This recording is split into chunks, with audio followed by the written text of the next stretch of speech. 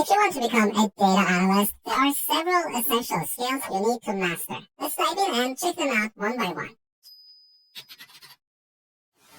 Being a data analyst is all about analyzing data to help make better business decisions. You'll need to get good at various skills, from math and programming to data handling and visualization. Let's jump in. First up, you need a solid foundation in mathematics and statistics. This is crucial because data analysis relies heavily on these principles. Focus on understanding basic concepts like mean, median, standard deviation, probability, and hypothesis testing. Spend about a month or two getting comfortable with these topics.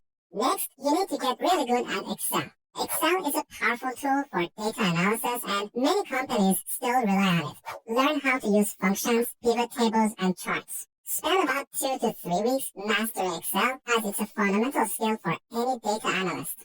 After Excel, you should get comfortable with SQL. SQL stands for Structured Query Language. It's a simple language we use for managing and querying databases. Learn how to write queries to access, organize, and analyze data. SQL is pretty simple and you can get a decent grasp of it in about a month or two.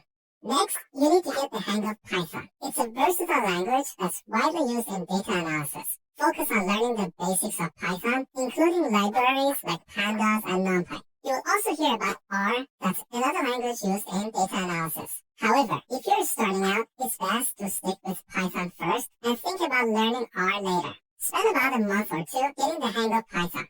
You should also learn Git. That's a version control system we use to track changes to our code and collaborate with others. Git has a ton of features, but you don't need to learn all of them. Think of it like the 80-20 rule. 80% of the time, you use 20% of Git's features. So 1 to 2 weeks of practice is enough to get up and running. Focus on data collection and preparation. This means gathering data from various sources and cleaning it up so it's ready for analysis. Learn how to use Python libraries like Pandas to manipulate and clean data. Spend about a month or two on this.